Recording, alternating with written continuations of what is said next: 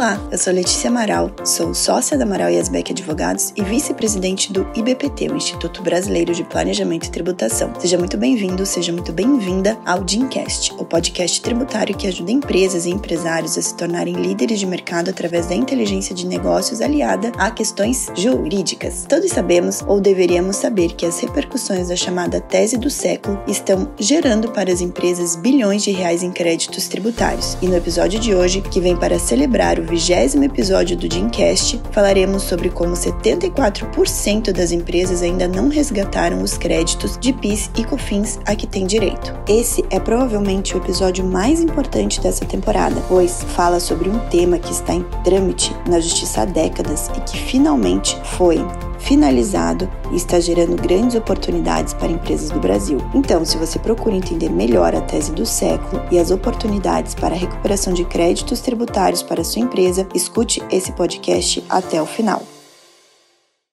Então vamos lá, pessoal. Olha só, todos sabemos aí das repercussões da chamada tese do século, tema 69 do STF, que decidiu que o ICMS não deve compor a base de cálculo do PIS e da COFINS e é o ICMS destacado em nota fiscal. Foi isso que o STF decidiu. Então, todos os contribuintes de ICMS que são contribuintes de PIS e COFINS, também tem PIS e COFINS devedor, podem, a partir do entendimento fixado pelo STF, passar a excluir o ICMS da base de cálculo do PIS e da COFINS. Saiu já, inclusive, a Receita Federal já divulgou, todos os ajustes que devem ser feitos lá no EFD, contribuições, para que passe já a valer para o futuro essa exclusão do ICMS da nota fiscal, tá? Letícia, e se não tem ICMS da nota fiscal? Se não tem ICMS da operação própria, não tem ICMS a excluir, certo? E se o contribuinte não paga PIS e COFINS? Se ele não paga PIS e COFINS, para que ele vai gerar mais crédito? Não faz sentido.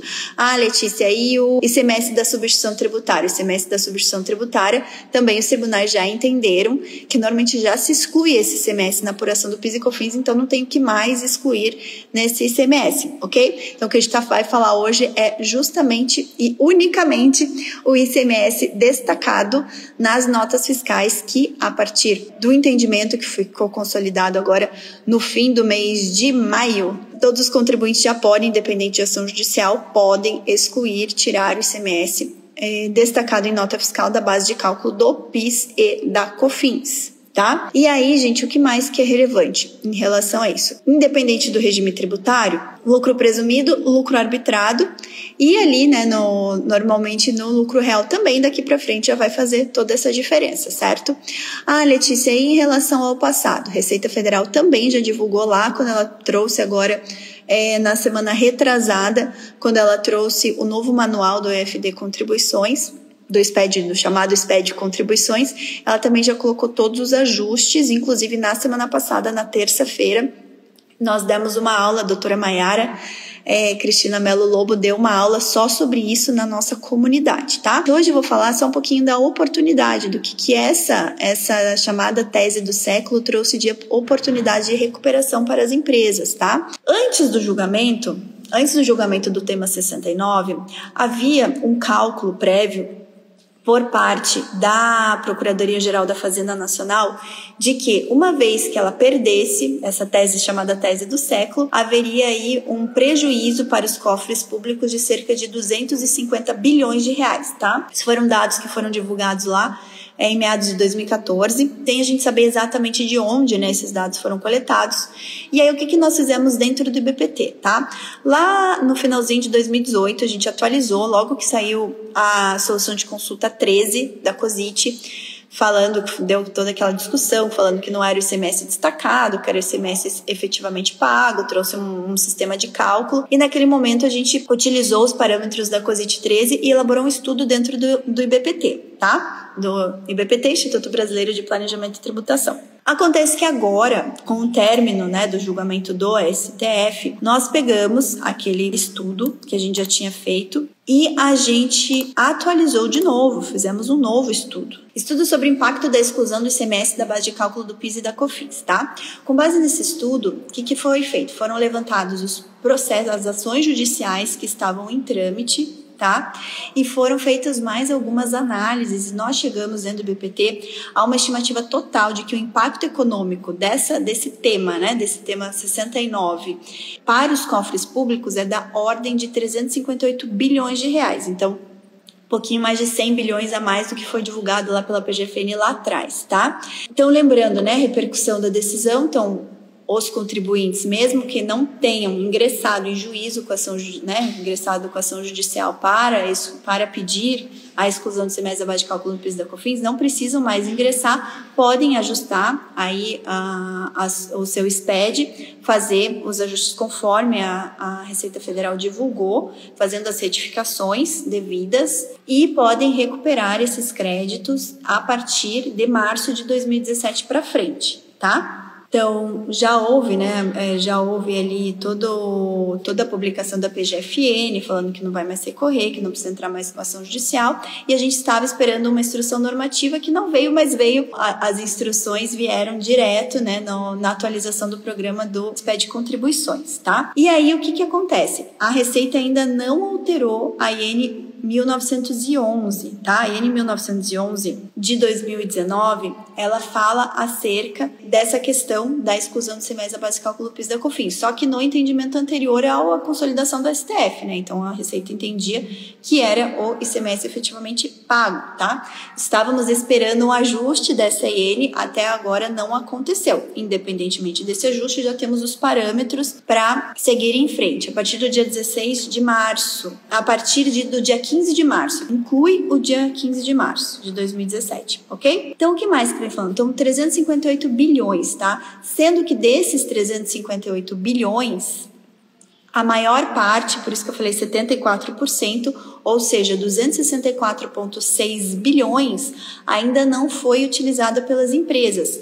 Nós tivemos, sim, um grande número de empresas que ingressaram em juízo, tá? Mas não foi a maioria que ingressou. E temos muitas empresas que ainda não ajustaram, muitas que ainda, pasmem, sequer sabem dessa possibilidade, ou se sabem, imaginam que pelo fato de terem débitos ou por alguns outros fatores, entendem que para elas isso não é cabível. Tá? Então, olha só, nós temos aí uma oportunidade, tá? De cientes de que é possível fazer todo o ajuste de forma administrativa, sem ingressar em juízo, tá? Não é necessariamente, é sem ingressar em juízo. A partir de agora, não ingressamos mais em juízo. Qualquer ingresso em juízo vai ser custoso para a empresa, porque ela tem que arcar com as custas judiciais, tá? E para o advogado não vai ter mais nenhuma estratégia por trás disso, porque sequer honorários ele vai ter, né? Não vai ter mais nenhum honorário sucumbencial, você só vai gerar mais custo para o teu cliente. Vai ter um honorário contratual, mas é melhor você ajudar ele a fazer tudo administrativo e cobrar ali um percentual sobre o êxito dele na esfera administrativa,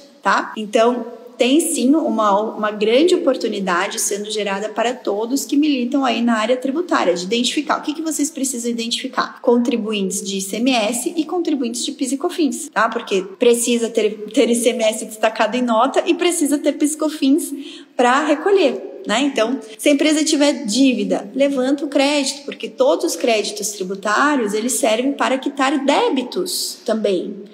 Então, você tem um crédito, é uma moeda de troca, tá? Então, vale a pena mesmo assim, ok? E aí, outros dados interessantes aqui que trouxemos no estudo, tá? Cerca de 56 bilhões vão ser utilizados ainda esse ano para quitar, né, tributos federais, e cerca de 70 bilhões a partir de compensações em 2022, tá? Então, a gente tem algumas grandes empresas, né, que já foram, até isso não saiu no nosso estudo, mas já saiu na imprensa várias vezes. Nós temos aí o Magazine Luiza, que já divulgou que ela vai recuperar 1,2 bilhão, então já é uma cifra enorme, né?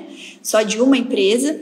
As lojas Riachuelo tem 1,1 bilhão, a Klabin tem 1 bilhão, então nós temos aí poucas empresas com créditos gigantescos, mas nós temos diversas empresas que são contribuintes de ICMS, de PIS e COFINS, que eventualmente são empresas menores, né, já saíram, não estão no Simples Nacional, muitas não estão no Simples Nacional, não é nem por faixa de faturamento, é por outros fatores, né, diversos outros fatores, Mas a gente tem aí, além das pequenas, nós temos médias empresas, a gente tem um campo aí que basta nós estarmos atentos a esse campo e uma vez que identificarmos empresas que tenham essas características, auxiliá-las nesse sentido, porque necessariamente elas vão ter créditos a recuperar. Mas aqui, lembrando, gente, que em relação à compensação, todo caso de compensação precisa ser analisado, né?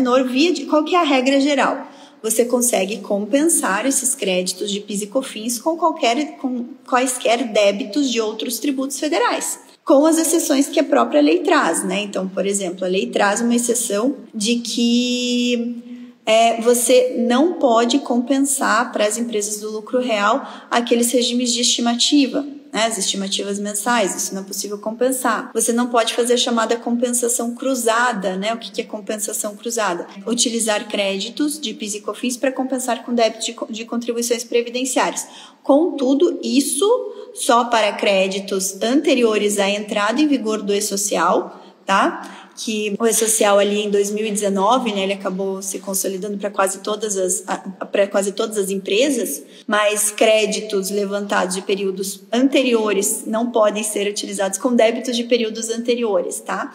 Só créditos com débitos de períodos posteriores à entrada em vigor do E-Social que podem ser utilizados para essa chamada compensação cruzada, ou seja, compensar crédito PIS e COFINS com débitos de contribuição previdenciária e o contrário também, né? Débitos de contribuição previdenciária com créditos de PIS e COFINS ou quaisquer outros tributos federais, ok?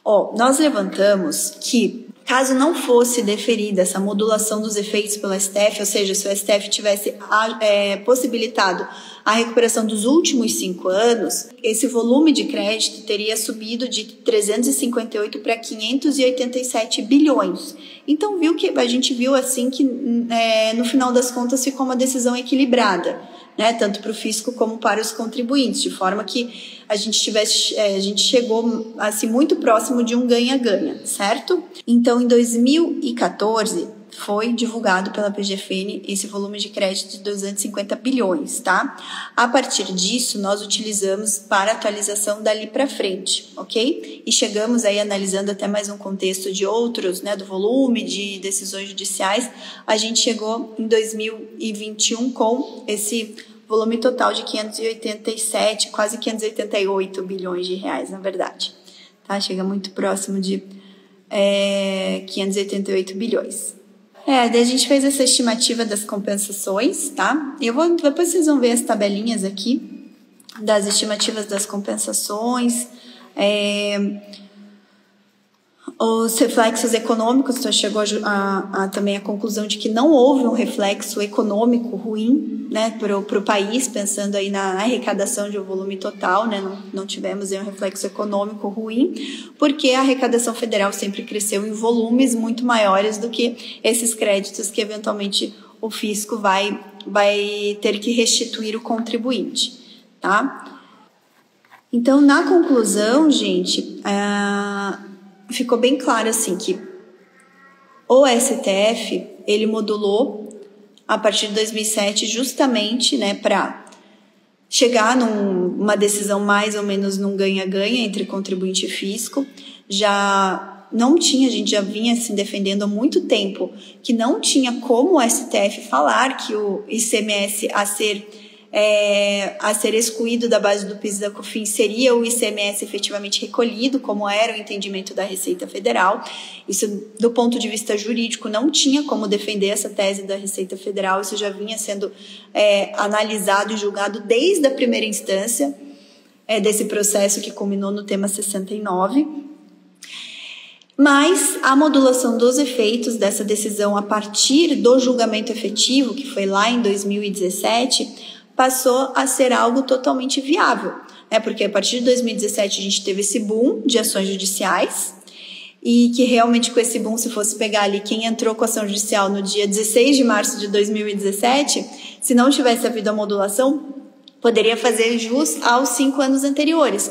Com a modulação dos efeitos, ficou igual, a mesma situação. Se o contribuinte entrou no judiciário a partir do dia 15 de março, né, vamos pensar, a partir do dia 16 de março de 2017, ou se ele não entrou no Poder Judiciário, não ingressou com a ação, hoje é exatamente a mesma situação. Só vai poder recuperar tributos a partir do dia 15 de março de 2017 para frente. Tá? Então, muitos contribuintes foram prejudicados, né? Prejudicados com essa modulação, muitos foram. Tá? Também discutimos aí sobre a possibilidade daqueles contribuintes que ingressaram em juízo depois do dia 15 de março de 2017, tiveram decisões favoráveis, tá? Possibilitando a recuperação de tributos dos últimos 5 anos, com trânsito em julgado. Esses já é coisa julgada, não tem hipótese de cabimento, né, de nenhuma outra ação por parte da Receita Federal para tentar mudar essas decisões, tá? E aqueles outros contribuintes que não tiveram trânsito em julgado ainda, tá? Que não tiveram trânsito em julgado, esses que não tiveram trânsito em julgado, os tribunais vão ter que aplicar a decisão do STF. Então, eles não vão mais poder recuperar os últimos 5 anos, tá? Ah, Letícia, mas e se teve trânsito em julgado e ainda não passou 2 anos? Será que cabe uma ação rescisória? Eu cheguei a analisar todos os itens ali do artigo do Código do Processo Civil e não tem nenhum item que se enquadre numa hipótese de cabimento de ação rescisória. Isso quer dizer que a PGFN eventualmente não vai entrar? Não quer dizer nada. A gente não tem notícias até agora da PGFN entrando com ações judiciais de ações rescisórias, tá? Chamadas ações rescisórias, objetivando reverter essa situação. Mas, mesmo que entre, a gente acha que não tem viabilidade assim, jurídica de um pedido de uma ação rescisória. Tá? Devemos considerar o reflexo deste benefício no RPJ e na CCL para as empresas tributadas pelo lucro real, correto? Correto. Você tem que considerar o reflexo, inclusive já tem entendimentos, não em relação a esse tema, né, mas outros entendimentos da Receita Federal, no caso de empresas tributadas pelo lucro real, em que lá no passado elas já reduziram, né, já utilizaram-se dos tributos pagos ali para excluir do lucro real, agora você está devolvendo, né? Você está gerando uma nova entrada para eles, aí isso vai ter reflexo sim agora no RPJ e na CSL, tá? Lembrando que a Receita Federal divulgou recentemente o entendimento de que se o cliente tem ação judicial, ela entende que a partir do momento que se dá o trânsito em julgado da ação judicial reconhecendo a repetição do indébito, a possibilidade de compensação, ou seja, reconhecendo o crédito, é a partir dessa data que já gera reflexo para RPJ e CSL, tá? Mas sim, tem reflexo para RPJ e CSL. E assim, encerramos mais um Dincast. Gostaríamos de agradecer a todos que nos acompanham e se você acabou de chegar, não tem problema. Você encontra todos os episódios nas nossas plataformas e redes sociais. Uma ótima semana a todos e até o próximo episódio.